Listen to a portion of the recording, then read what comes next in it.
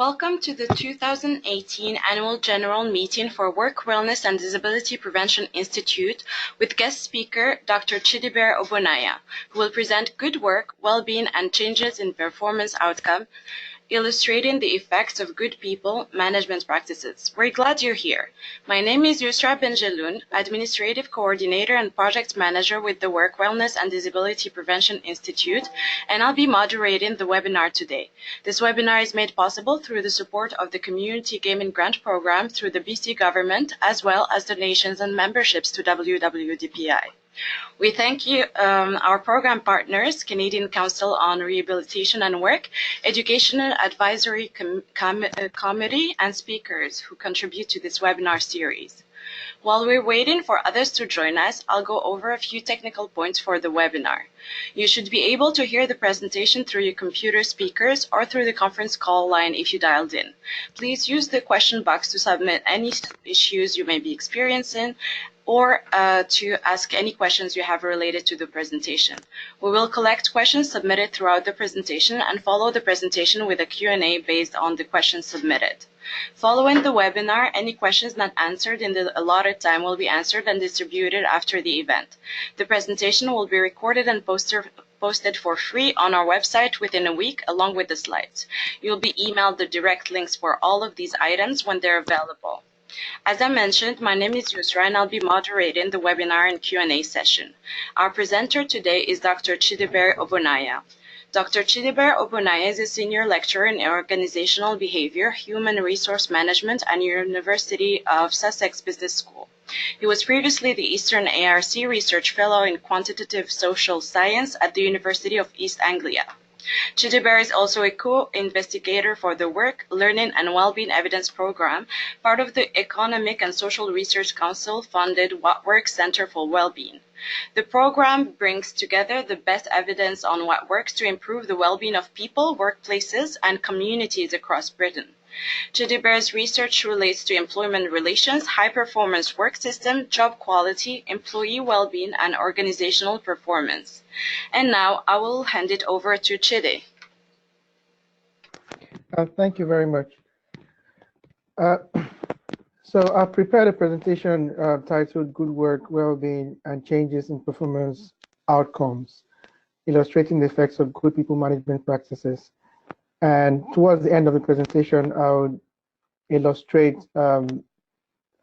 core ideas using data from the UK National Health Service.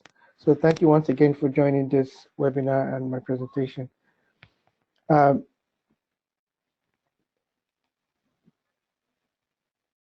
So the outline for today's presentation is as follows. I'll introduce to you the Work, Learning and Wellbeing Evidence Program, which is the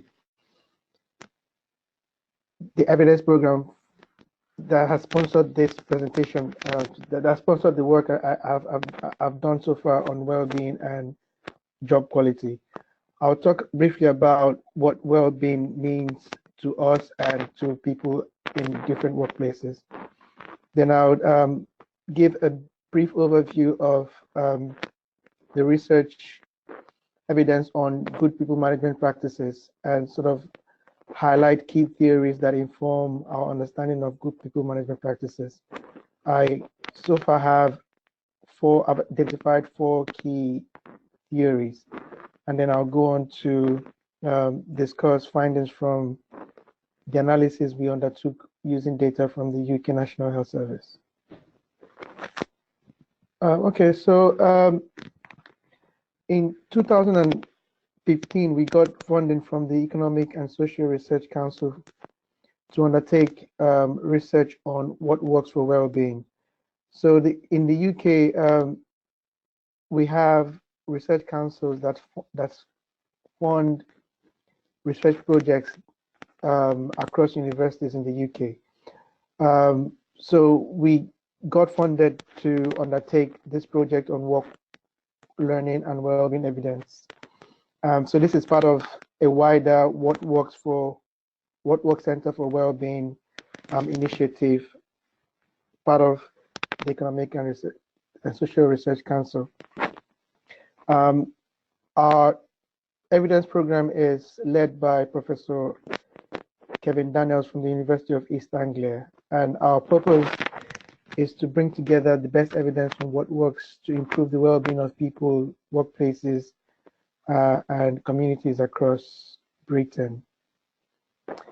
In terms of what we do, we are commissioned to identify the most important priorities for well-being and inform people about what to do.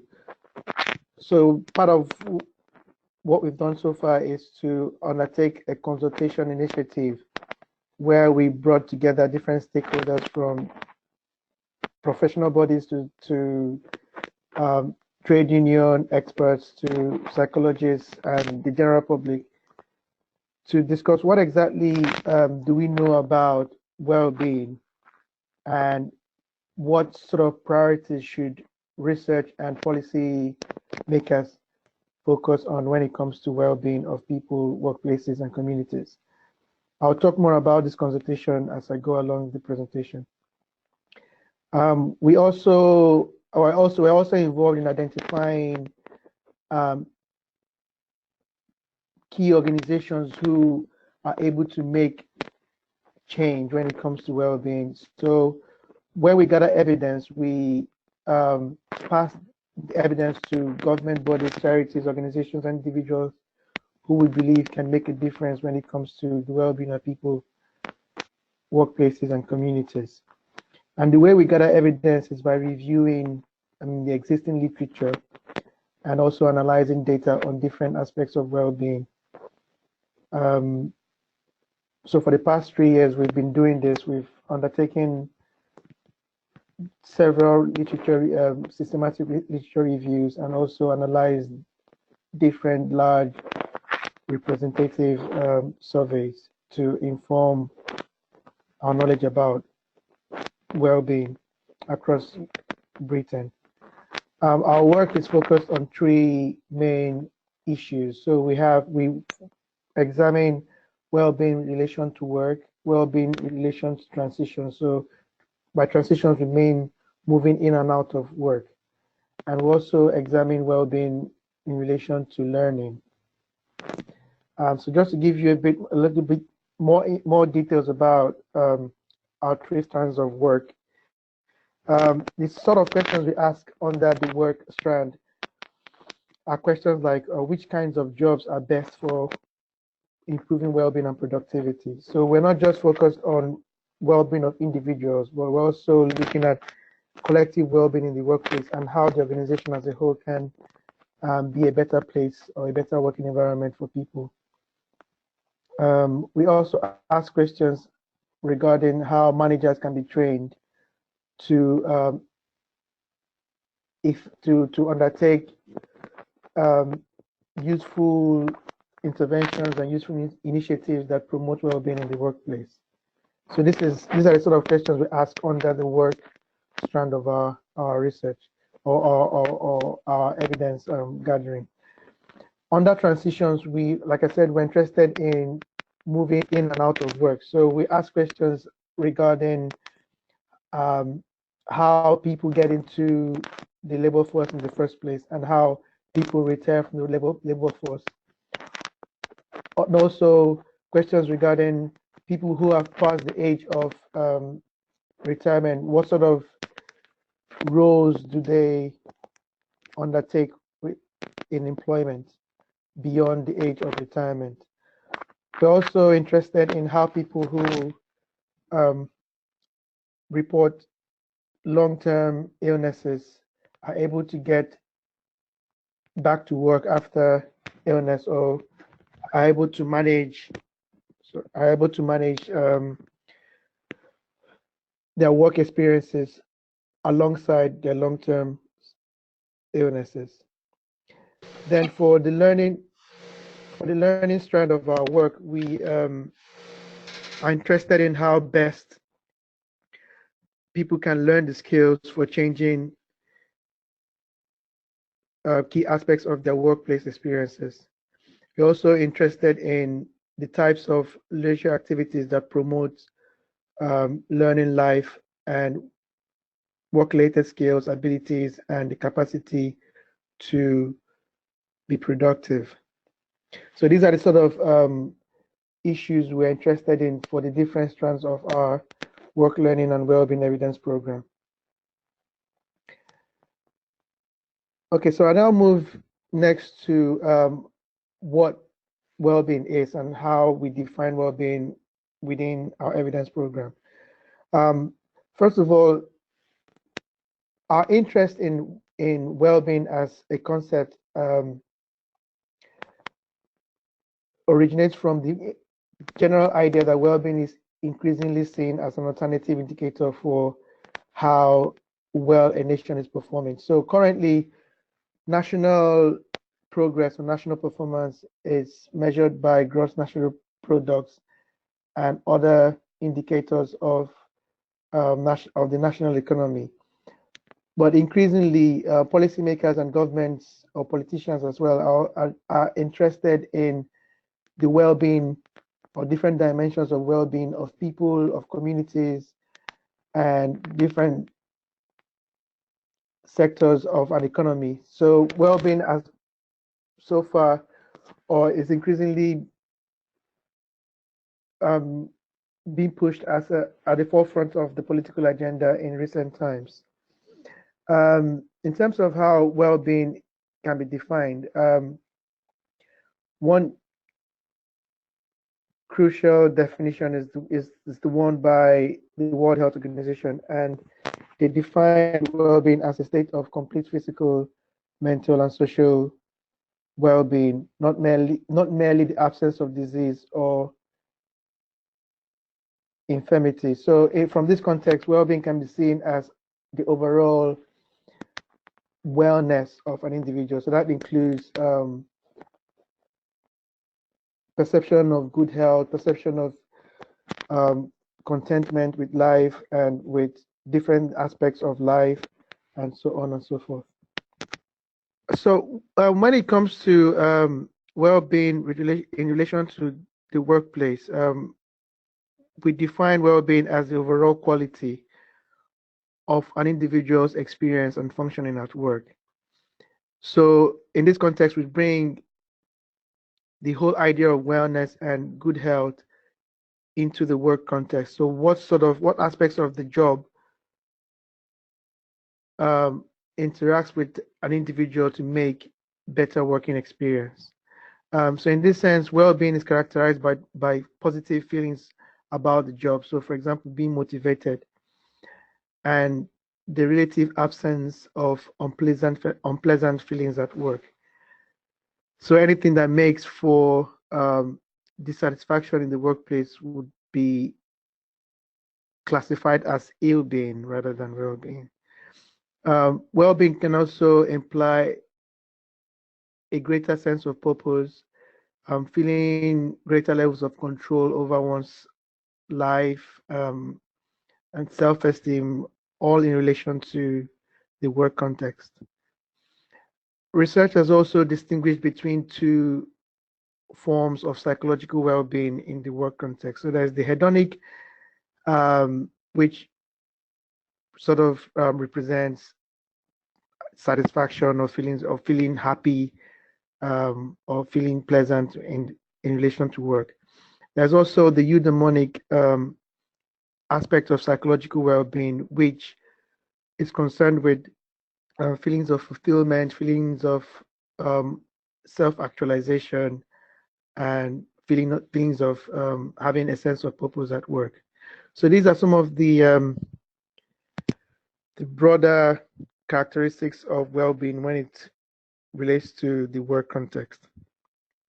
So in the next slide, I give more specific examples of well-being or how we define well-being both within our evidence program and in the literature generally. So when it comes to life in general, so well-being,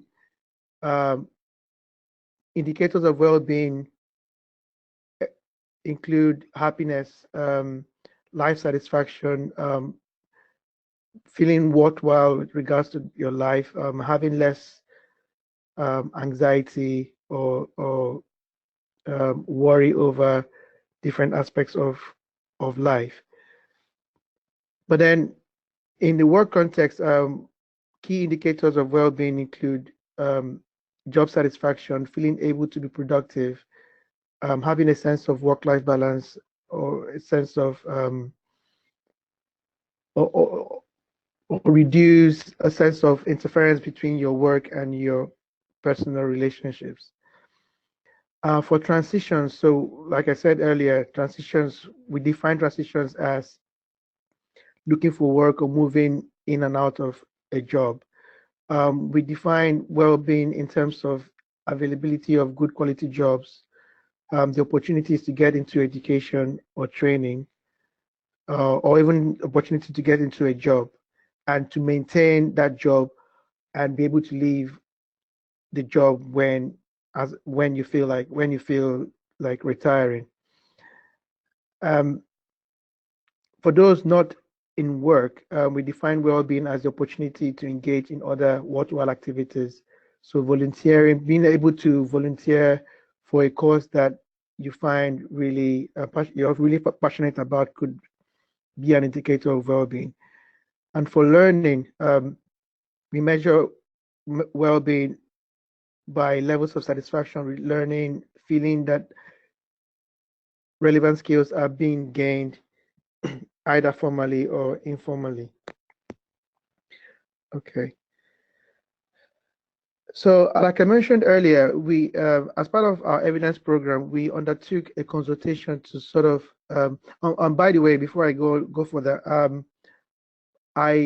my interest or my work with the evidence program relates to the work strand of the program. So we've got other people in the team who undertake research for transitions and learning. But my specialty is in work. So in the subsequent slides, I'll focus on well-being in relation to work. So as mentioned earlier, we undertook consultation with a range of stakeholders to sort of get an overall sense of what should be the priority for well-being when it comes to work, or what sort of area should researchers, policymakers, politicians be interested in when it comes to well-being in the context of work. And across the range of stakeholders, we found evidence that people believe high-quality work is essential for improving well-being in the workplace. So based on this, most of the work we've done in the evidence program with relation to the work strand of what we do, we focus on high quality work. So, and this objective was informed by the consultation we undertook at the start of our project. So just to give you a background of what the literature on high quality work looks like, I've come up with a couple of slides that sort of give an overview of existing research on this topic. So what do we mean by good people management practices? In simple terms, they are formal systems of employment practices for managing people at work. So any human resource management policy or practice involving training, recruitment, or workplace support, job design, any human resource management practice could fall within the boundary of good people management practices. All right. The literature also suggests that good people management practices, for any people management practice to qualify as being quote unquote good, then it should be able to improve workers' ability to perform on the job. The practice should also be able to increase workers' motivation. And the practice should also provide opportunities for workers to perform well. So this idea is based on what we call the AMO model or AMO theory. So the AMO is an acronym for ability, motivation, and opportunity. So this model or this theory is widely used in human resource management research. And the whole idea is when workplaces introduce practices that capture, that improve people's ability and also improve people's motivation and also provide opportunities for people to perform well, then the set of practices included in this would be regarded as high quality work practices. So this theory is sort of a way of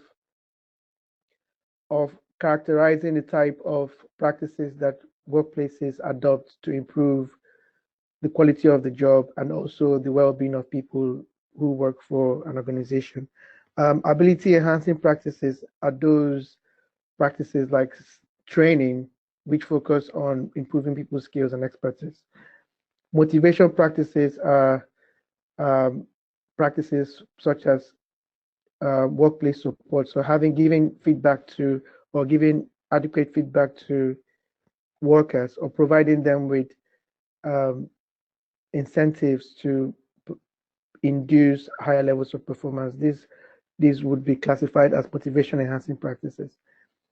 And then for opportunity enhancing practices, we have team working, giving people autonomy on the job, or providing a job design that sort of increases people's decision-making latitude. Right. Another. So the argument is when you have the AMO practices used together, or when an organization implements a wide range of AMO practices, the idea is you have an overall environment where the job is good and people are more likely to experience improved well-being. Now, so there are two schools of thought in this regard. So there's what they call the integrationist perspective, where researchers argue that the AMO practices should be used together to enhance their mutually supportive characteristics. So for example, what we mean here is if you want to introduce training, if you want to train your workers, then you provide training and at the same time give them support. And in addition to support, you provide them with an opportunity to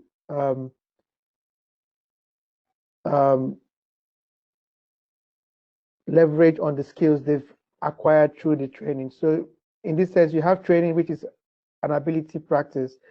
You have feedback and support, which is a motivational practice, and you have an opportunity practice. So when you integrate all three dimensions of people management practices and you use them coherently together, the idea is each practice will support each other and you have greater levels of well-being among workers. The second school of thought argues that, well, not all workplaces or not all organizations have resources to implement all ability, motivation, and opportunity practices. So for some workplaces, they focus, for example, on ability practices. So you have workplaces that spend resources on training individuals or training their workers without necessarily spending the same amount of resources on motivation or opportunity enhancing practices.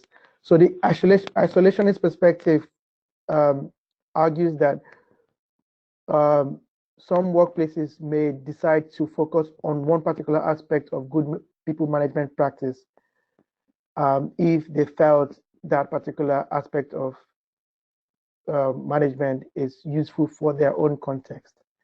So these are sort of the two theoretical arguments with regards to how good people management practices can be applied in the work context. Now, there's what we call the mutual gains perspective. So this theory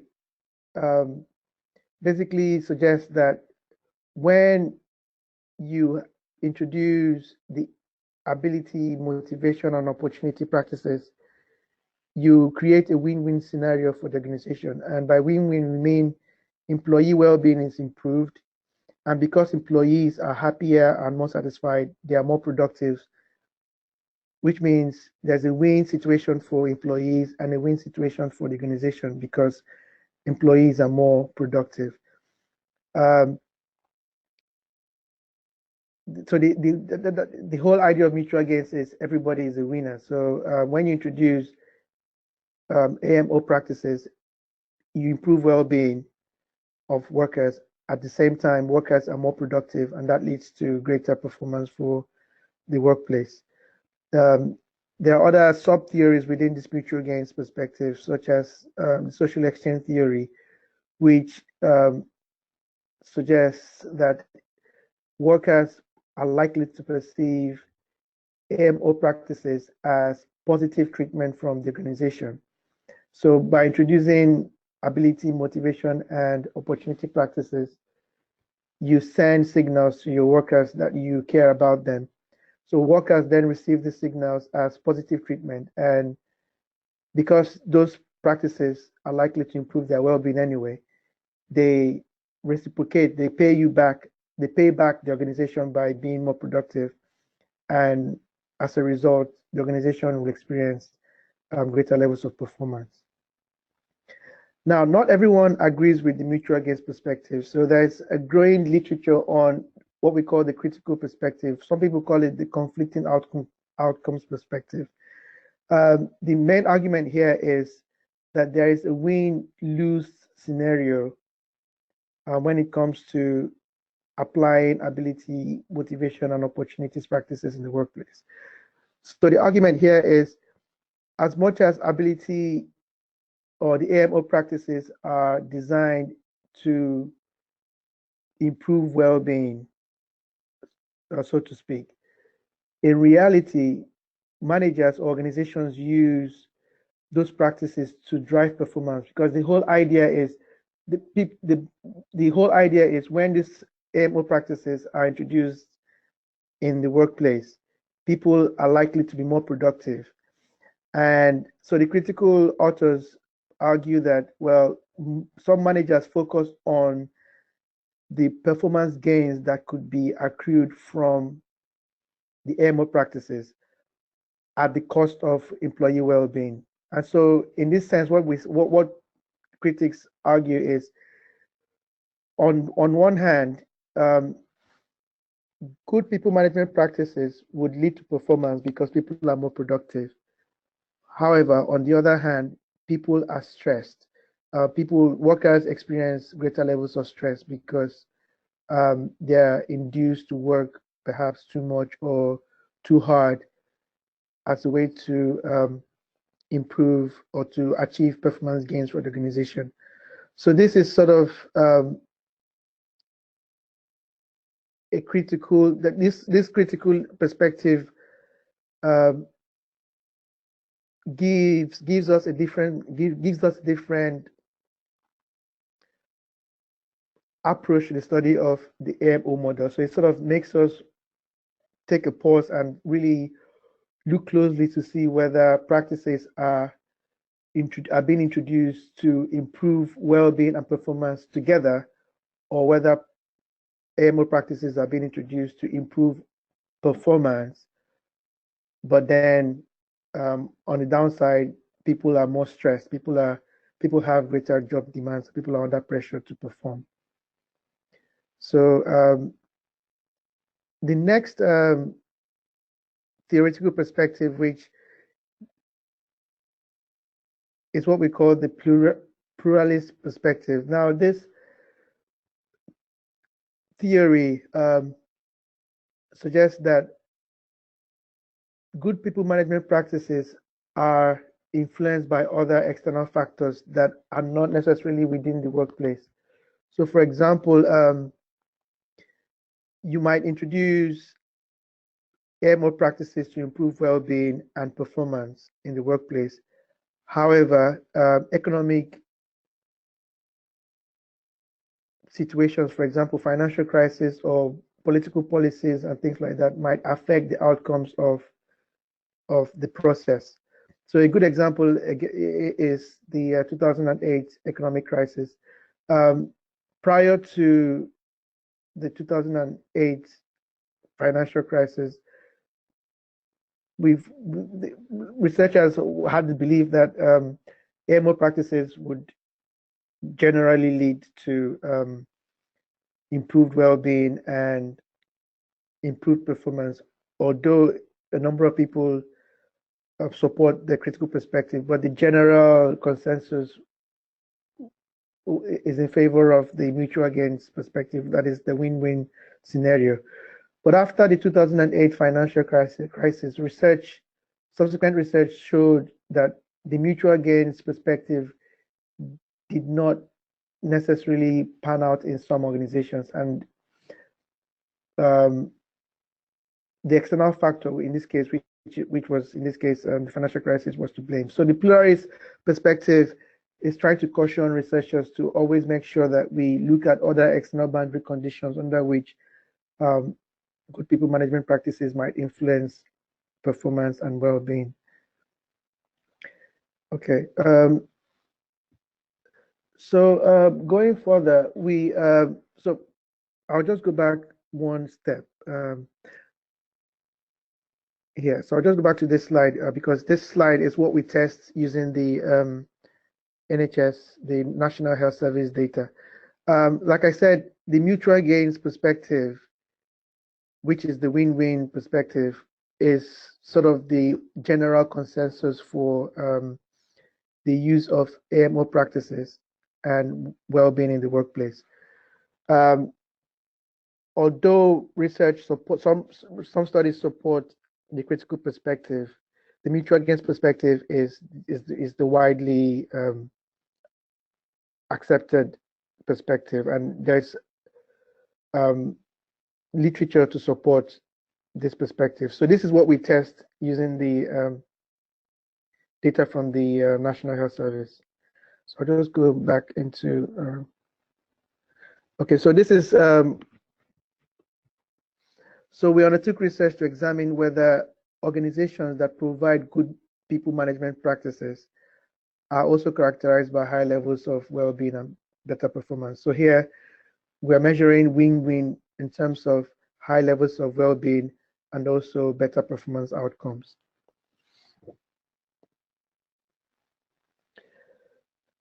So our aim was so we used data from 2012, 2013, and 2014. So it's a longitudinal analysis of data from the data from the NHS. Our aim was to see whether we could predict improved well-being and performance from prior implementation of good people management practices in NHS trusts.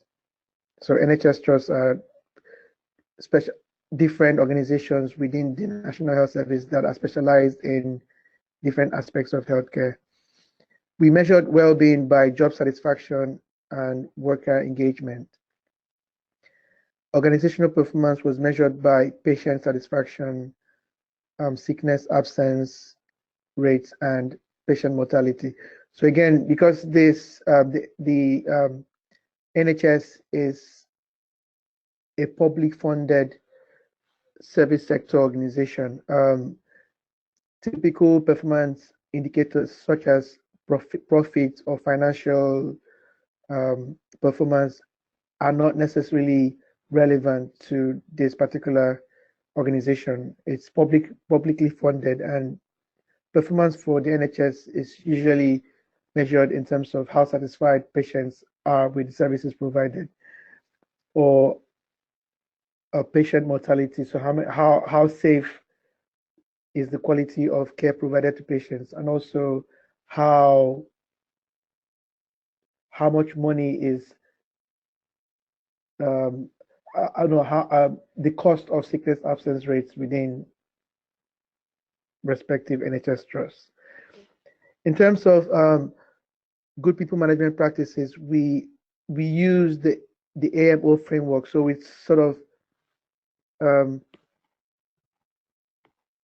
included ability practices, motivation practices, and opportunity practices. So you can see from this the slide, for ability, we use perception of training, staff perceptions of training. So to what extent do NHS staff perceive that the training they receive is useful for their job? We measured motivation by the type of appraisal systems being implemented by the trust. And we also have measures of supportive management, so the quality of feedback given to workers. And for opportunities, we have job design. In this case, we use role clarity. We also measured opportunities by team working and job discretion. So in total, we analyzed data from between 135 and 243 NHS trusts in England. So basically, because the data, our analysis is longitudinal, some trusts were missing at different time points, at different time periods. So the first part of our analysis was to determine what NHS trusts had or made the most extensive use of the AMO practices. So we did that by a sort of clustering analysis where we classified the NHS trusts according to workplaces where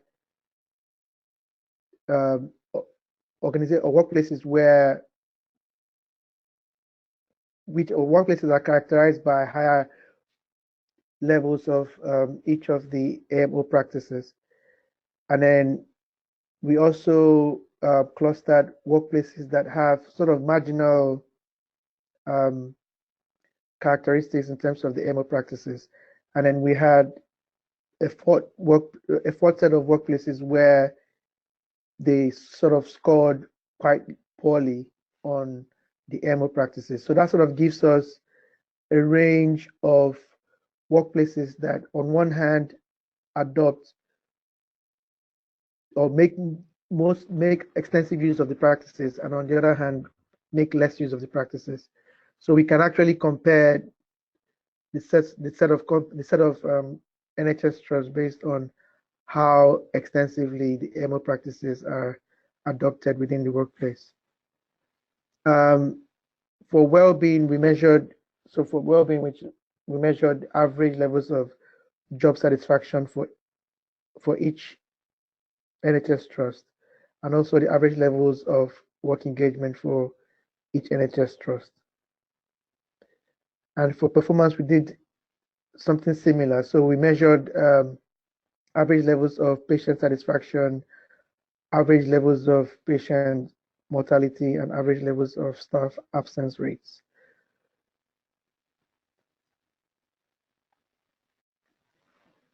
So our results, we found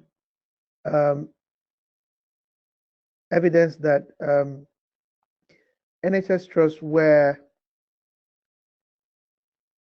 people reported greater levels of good people management practices. So these are trusts where we believe had made most extensive use of the AMO practices. So those trusts are in orange. You can see across 4 outcomes: job satisfaction, worker engagement, and absence rate and patient satisfaction. Workplaces where people reported greater levels of AMO practices had clear higher levels of these outcomes compared to the workplaces where the AMO practices were not used extensively. So for workplaces in the middle, so the green and the sort of beige bars, you can see that for certain outcomes, they sort of had equal measures on the outcomes. So for example, absence rates was pretty similar for the two clusters in the middle, whereas job satisfaction was clearly different between the two clusters in the middle. So I'll just go to the next slide where we sort of present the results in better detail. So generally what we found the following evidence. One, that for NHS trusts that made the most extensive use of human resource management practices, or if you like, the AMO practices, were 2 times more likely to have satisfied workers. So again, the evidence here is that when you implement AMO practices extensively, then workers are more likely to be satisfied. We also found evidence that NHS trusts that made extensive use of these practices, or the AMO practices, were 3 times more likely to have engaged workers. So the same set of NHS trusts were also 4 times more likely to have patients who are satisfied, and they were also 3 times less likely to have high sickness absence rates. So across four well-being and performance outcomes, our analysis seems to suggest that when AMO practices are used extensively, workers are happier and more engaged, and the organization is more likely to report greater levels of performance.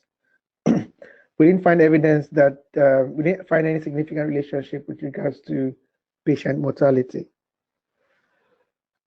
So what then are the implications of what we've analyzed in this study? So we propose that actions to improve workers' well-being and performance are mutually compatible. So in this case, we're talking about the set of AMO practices which were examined in the current study.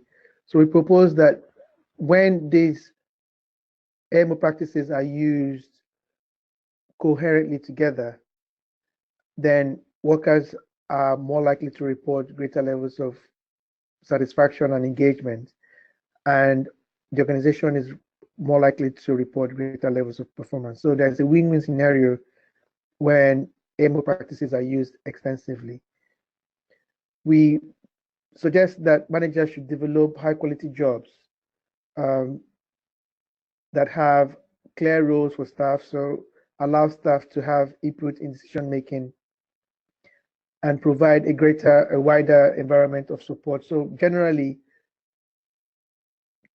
managers should endeavor to have practices that improve employees' abilities, practices that provide motivation for employees to perform well, and also give them opportunities to leverage on their skill and motivation. And finally, we also suggest some implications for policy.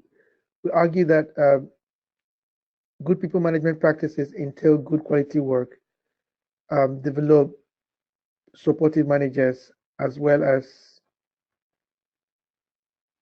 other practices such as training and performance management. So basically what we're saying here is the policy implication of our research is to promote the idea of using practices that touch on the different aspects of human resource management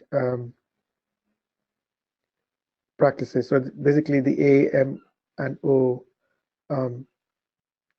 subsystems of human resource management. We also propose that initiatives should be put in place to educate managers on the benefits of high quality employment practices for improving well-being and worker engagement and performance. So generally, the whole idea here is to push this theory or move this theory from theory into practice. So basically inform managers about existing research on these sorts of practices and the importance and the relevance for improving the well-being and performance of organizations. Then we also, given that the context of our study is the public healthcare sector, we also propose that investments should be made. So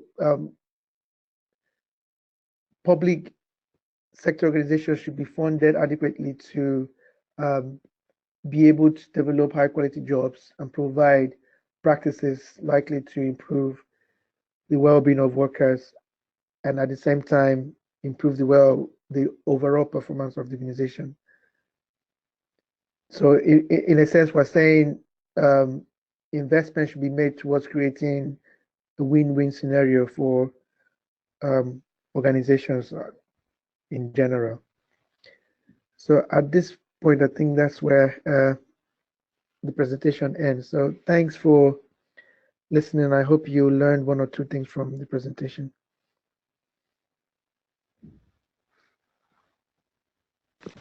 Thank you, Chidi, for your presentation, and thank you to the audience for your interest and support. So I have the first question for you, Chidi. Can you explain job discretion? Okay.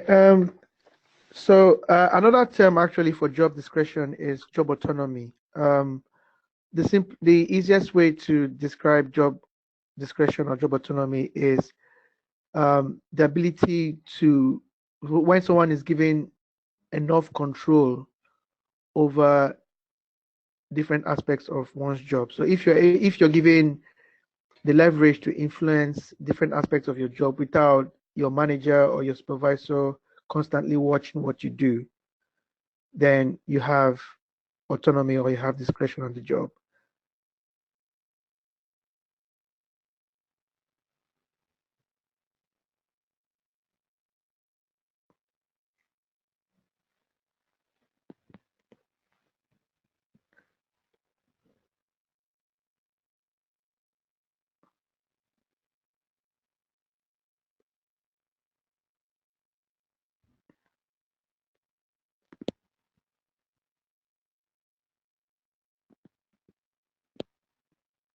Hello?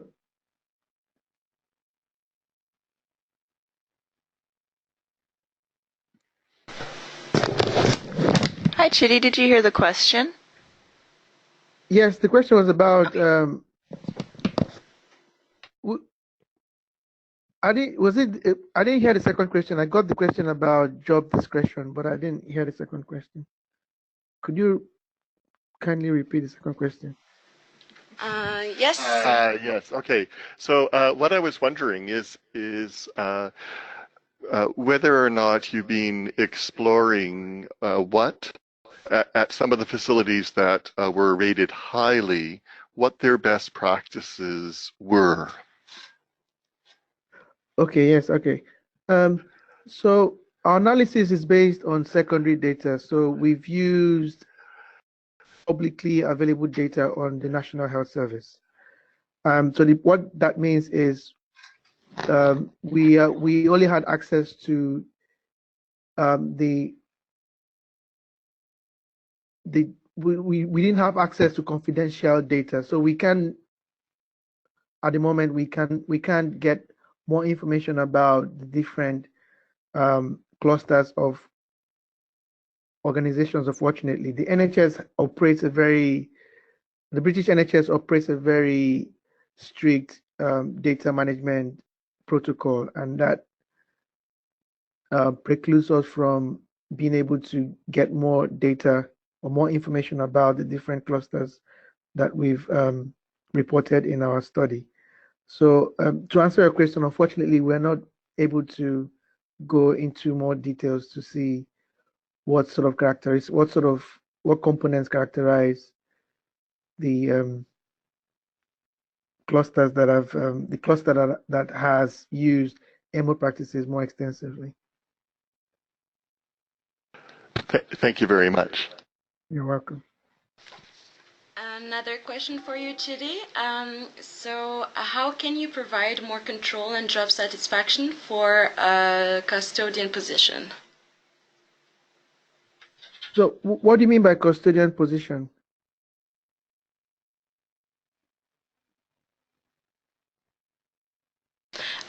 Something like janitorial position. Okay. Well, again, not all jobs unfortunately provide autonomy to workers. So in that sense, I mean, I can't think of how to provide, but maybe, well, one way to provide autonomy in a sense would be to have perhaps more flexibility in the way they undertake their job. So for example, if you have two or three, a group of, maybe a team of 4 people doing the same type of cleaning job, of, for example, just use cleaning as an example. So you can give them autonomy amongst themselves to decide, okay, what time will I come to the workplace to do my cleaning, and what time would person B do his or her cleaning, person C and person D. So the autonomy could come from a group perspective rather than an individual perspective for such jobs, because I can't really think of a way of giving, for example, a cleaner his or her own autonomy, because the cleaning job has to be done, for example. But then if we have a group of cleaners and you give that group autonomy over how they manage their time, then in a sense that creates a sense of autonomy for them as a team rather than individually. I don't know if that answers the question, but that's the way I can think about this. Thank you, Chidi. So another question for you is the HR practice against AMO of each agency self-reported? In other words, how did you know that the practices were being followed if it was from data analysis? So the NHS data we've used is conducted annually by the NHS, and the data is made available publicly, so everyone can actually go in and view the data. So what the NHS, what they do is they have a survey of workers, and they also have a survey of patients. So in the workers survey, they ask questions like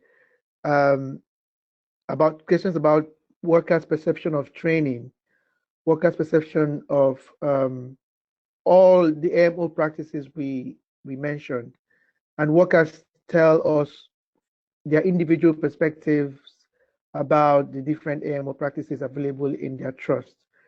Then what we do is we collect this data, we take this data from the NHS, and we use statistical estimates to see the level of agreement among workers from the same trust. So if we analyze the data and we see that for a particular trust of, say, 800 people, there is a high level of agreement with regards to each of the AMO practice, then we can say with greater level of confidence that that particular practice exists in that particular trust.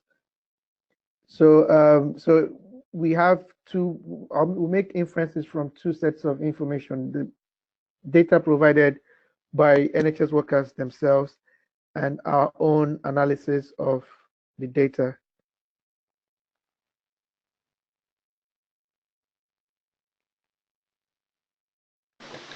Thank you, Chidi, for taking the time to host our webinar. Was there anything you would like to add before the end of this webinar? No, not. I think that's all from me. Well, thank you so much. Thank you all for joining us. Immediately following the webinar, you will be directed to the evaluation survey. We greatly appreciate your input on our webinars as well as suggestions for future topic areas. If you would like to get a certificate of attendance for this session, we charge $15 administration fee.